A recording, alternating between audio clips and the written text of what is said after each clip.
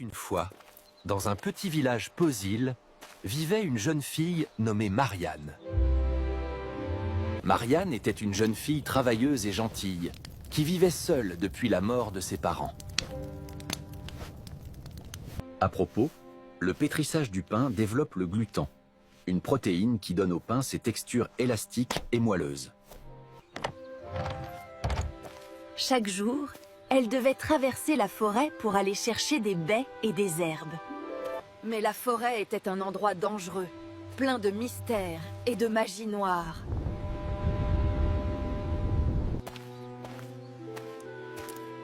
Elle connaissait bien les sentiers, mais restait toujours vigilante. Fait intéressant, les champignons à pois rouges et blancs, appelés amanites tumouches, sont hautement toxiques, mais étaient utilisés dans les rituels de magie ancienne.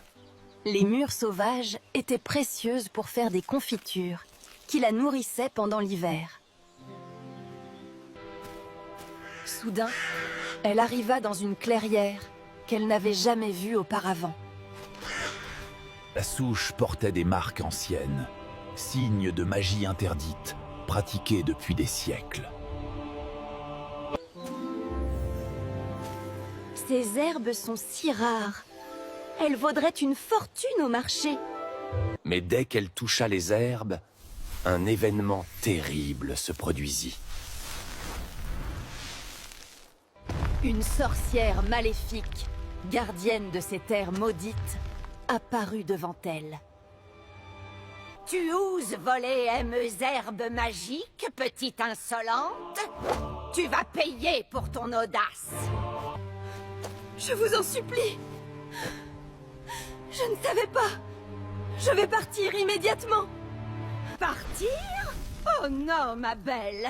Tu travailleras pour moi pendant 7 longues années, ou tu périras. Ainsi commença le terrible sort de Marianne. La sorcière l'emmena dans sa tour isolée, où elle devait accomplir des tâches impossibles. Jour après jour, elle travaillait sans répit dans des conditions terribles. Chaque nuit, enchaînée comme une prisonnière, elle pleurait en pensant à sa liberté perdue. Mais Marianne était courageuse. Elle se promit de survivre et de retrouver un jour sa liberté. Les jours se transformèrent en semaines, puis en mois, et bientôt une année entière passa.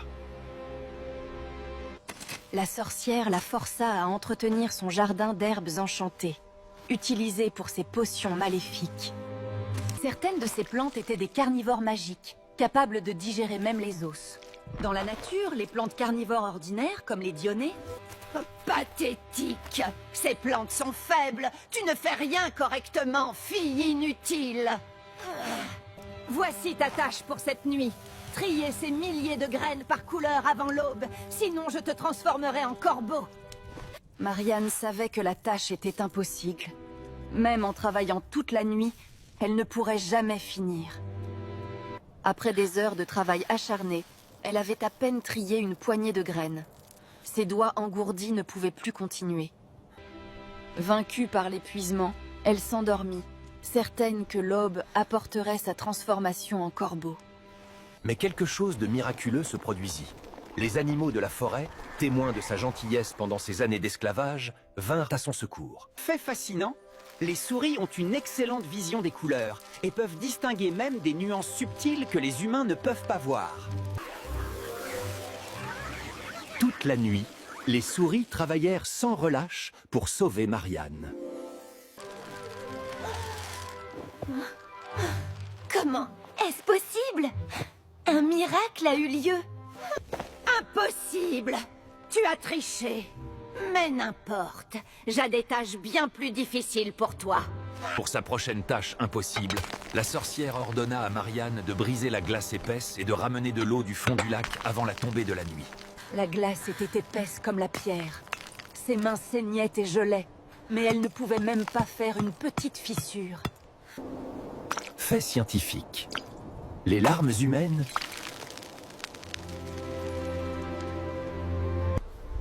Soudain, un magnifique cerf blanc, esprit protecteur de la forêt, apparut pour l'aider. C'est incroyable! Merci, noble créature.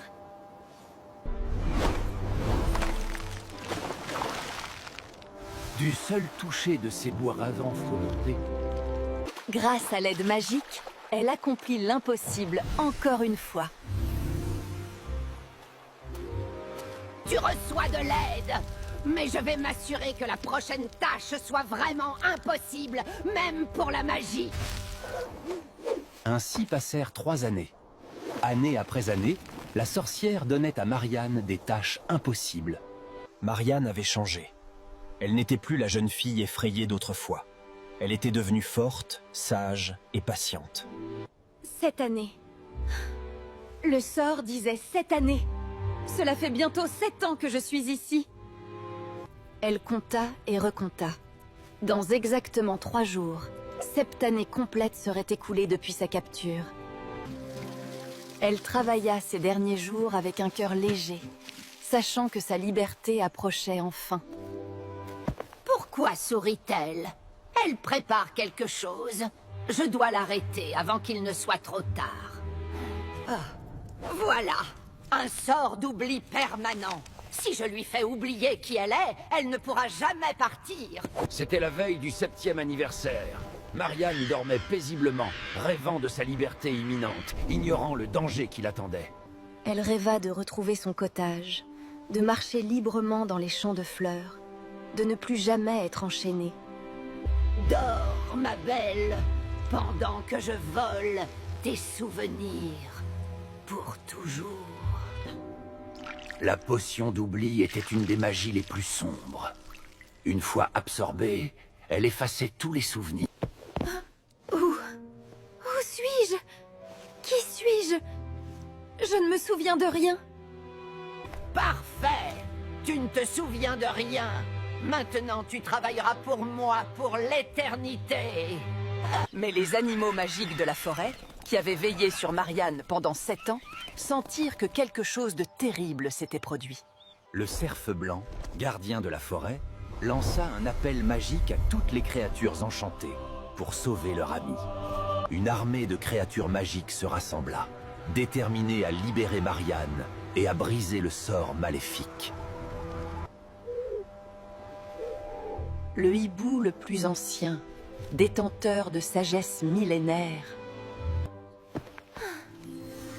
Les oiseaux chantèrent la berceuse que la mère de Marianne lui chantait quand elle était enfant. Cette chanson, je la connais. Maman me la chantait. Les souris apportèrent des objets de son passé, chacun portant l'essence de ses souvenirs perdus. Je me souviens de tout. Je suis Marianne. J'ai été prisonnière pendant 7 ans et aujourd'hui, je suis libre. Tu restes ici. Tu m'appartiens pour toujours. Le cerf blanc brisa les chaînes physiques et magiques qui automatiques retenaient Marianne prisonnière. Tu ne m'échapperas pas. Je te retrouverai. Je te retrouverai toujours. Le cerf sauta de la tour haute, défiant la gravité avec sa magie en ciel pour porter Marianne en sécurité. Je suis libre. Enfin libre, après 7 longues années. Pour la première fois en 7 ans, Marianne sentit l'herbe libre sous ses genoux et respira l'air pur de la liberté. Le lien entre Marianne et les créatures magiques était profond. Elle l'avait sauvée non pas une fois, mais d'innombrables fois pendant ces années sombres. Le cerf retourna dans la forêt enchantée. Marianne était maintenant vraiment libre, mais aussi seule dans un monde qui avait continué sans elle. Elle marcha vers son ancien village, espérant retrouver son cottage et reconstruire la vie qui lui avait été volée. Le voyage serait long. Elle n'avait ni nourriture, ni eau, ni abri. Mais elle avait quelque chose de plus précieux. Soudain, elle entendit le son de chevaux. Un carrosse royal, magnifique et brillant, approchait sur la route. À sa grande surprise, le carrosse royal s'arrêta devant elle. Un jeune prince magnifique sortit du carrosse. Leurs regards se croisèrent, et dans ce moment, quelque chose de magique se produisit. Le prince vit non pas une pauvre paysanne, mais une jeune femme avec des yeux remplis de courage et de beauté intérieure. Mademoiselle, pardonnez-moi de vous déranger. Vous semblez fatiguée et perdue. Puis-je vous offrir mon aide? Votre Altesse. Je ne voudrais pas salir votre beau carrosse. Je ne suis qu'une pauvre voyageuse. Pauvre ou riche, toute personne mérite gentillesse et aide. Je vous en prie, acceptez mon offre. Mon château n'est pas loin, et vous pourrez vous y reposer en sécurité. Au moment où leurs mains se touchèrent, tous deux sentirent quelque chose d'extraordinaire. Une connexion qui dépassait les rangs sociaux et les apparences. Le prince la traita avec la même courtoisie qu'il aurait montrée à une princesse, ne remarquant pas, ou choisissant d'ignorer, ses vêtements en haillons. Marianne n'avait jamais rien vu de tel. Après 7 ans dans une tour sinistre, le luxe du carrosse lui semblait irréel. Vous devez avoir soif après votre long voyage. S'il vous plaît, buvez autant que vous le souhaitez. Pardonnez mon manque de manière, votre Altesse. J'ai été longtemps sans eau propre. Il n'y a rien à pardonner. Quelqu'un qui a souffert n'a besoin de s'excuser pour ses besoins. Puis-je vous demander votre nom et ce qui vous est arrivé? Mon nom est Marianne. Et... C'est une longue et terrible histoire. J'ai été prisonnière d'une sorcière maléfique pendant 7 longues années. Elle raconta tout. Sa capture, les tâches impossibles, l'aide magique des animaux, le sort d'oubli et sa libération finale. 7 ans 7 ans volés de votre vie. C'est une injustice cruelle. Mais vous avez survécu. Vous êtes incroyablement forte, Marianne. Pour la première fois depuis si longtemps, quelqu'un n'avait reconnu non pas sa faiblesse, mais sa force. Les larmes qu'elle avait retenues pendant 7 ans coulèrent librement. Merci. Vous êtes si gentille. Je ne mérite pas. Ne dites jamais cela. Vous méritez toute la gentillesse du monde. Vous méritez sécurité, bonheur et liberté. Ils arrivèrent au château du prince Roland, un lieu de beauté et de paix, aussi différent de la tour sombre que possible. C'est le plus beau château que j'ai jamais vu. Je ne sais comment vous remercier pour votre bonté, votre Altesse. L'arrivée au château créa sensation. Qui était cette mystérieuse jeune femme en haillons que le prince amenait avec tant de soin? Le prince, indifférent aux conventions sociales, traita Marianne comme une invitée d'honneur. Ma pauvre enfant, venez, je vais vous emmener au bain et vous trouver des vêtements propres. Vous devez être épuisée. Pour la première fois en 7 ans, Marianne put se baigner dans l'eau chaude et propre. Une expérience qu'elle avait presque oubliée. Sous la saleté et les haillons se cachait une beauté rare. Non pas de perfection physique. Est-ce vraiment moi? J'avais oublié à quoi je ressemblais. À quoi ressemblait être propre et belle. Le prince l'avait invitée à dîner avec lui. Un honneur inhabituel pour une roturière. Marianne, vous êtes absolument magnifique. Merci, votre Altesse. C'est grâce à votre gentillesse que je me sens humaine à nouveau. Au scandale des serviteurs, le prince s'assit près d'elle comme un égal, pas comme un supérieur. Le festin devant elle était inimaginable. Pendant 7 ans, elle avait mangé à peine plus que du pain rassis et de l'eau. S'il vous plaît, mangez autant que vous le souhaitez. Vous êtes en sécurité ici. Plus personne ne vous affamera. Ce simple morceau de pain représentait tellement plus que de la nourriture. Il représentait sécurité, gentillesse et la possibilité d'une nouvelle vie. Ils parlèrent pendant des heures, de tout et de rien. Le prince découvrait son intelligence et son courage. Marianne découvrait sa compassion et son humilité. L'attraction entre eux était indéniable. 2 âmes qui s'étaient trouvées contre toutes les probabilités. La nuit était tombée depuis longtemps, mais aucun d'eux ne voulait que ce moment magique se termine. Elle s'est échappée. Elle ose trouver le bonheur après m'avoir défié. Je vais détruire tout ce qu'elle aime. Potion de tromperie. Créez-moi une fausse fiancée qui volera le prince et brisera le cœur de Marianne. Parfait. Tu es ma vengeance vivante. Va au château et prends ce qui appartient à Marianne. Marianne n'avait jamais été ossereuse.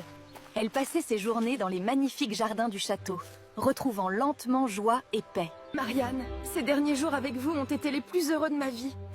Mais avant qu'ils ne puissent prononcer les mots, leur moment fut brisé par une interruption fatale. La t'aveugle me claque les têtes, un corps de tromperie pure. Votre Altesse, je suis la princesse Morgana. Nos parents ont arrangé notre mariage quand nous étions enfants. Voici le contrat signé par votre père. Le prince était piégé. Le contrat portait le sceau authentique de son père.